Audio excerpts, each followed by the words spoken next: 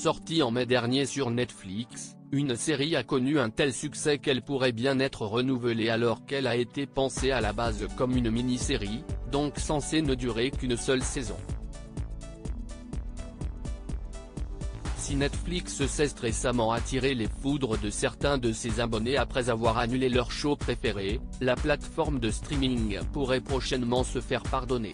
Depuis le 19 mai, l'Entreprise Rouge a mis en ligne les 6 épisodes d'El Silencio, une mini-série marquant le retour du duo vu dans Elite, Aaron Pipe et Manu Rio.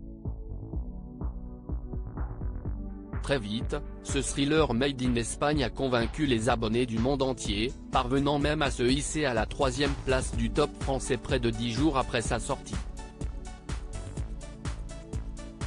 Si Heitor Gabilondo, le créateur de la fiction, a initialement pensé El Silencio comme une mini-série, pourrait-il changer d'avis et travailler sur une saison 2 ? Le showrunner, tout comme les acteurs ne sont pas fermés à cette idée. El Silencio sur Netflix, y aura-t-il une saison 2 de la série ? Interviewé par Sensacine sur le potentiel retour d'El Silencio pour un second volet, l'interprète de Neko a révélé que la série avait le potentiel de continuer, étant donné que plusieurs histoires ne sont pas terminées. Je pense que ce sont des personnages qui ont suffisamment de profondeur pour continuer à les développer. Si une deuxième saison devait être envisagée, je pense que oui, a de son côté confié Almudena à mort.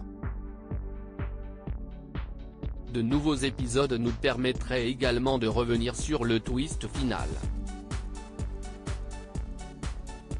Que signifie la fin d'El Silencio ? Attention, si vous n'avez pas vu l'intégralité d'El Silencio, des spoilers sont à suivre. Lors du final de la série, on voit Sergio et Anna s'approcher du balcon où le jeune homme a tué ses parents. Un corps tombe ensuite dans le vide, sans que le visage de la victime ne soit montré. Heitor Gabilondo a volontairement terminé son projet sur une fin ouverte, pour semer le doute dans la tête des spectateurs. Sergio et Anna sont en quelque sorte le même personnage. Ils s'identifient. Elle se voit en lui et il se voit en elle. Et voulant le sauver, j'ai le sentiment qu'elle veut se sauver. Parfois, quand vous sautez pour sauver quelqu'un, vous mourrez. Vous vous noyez avec lui. Article écrit en collaboration avec 6 Médias.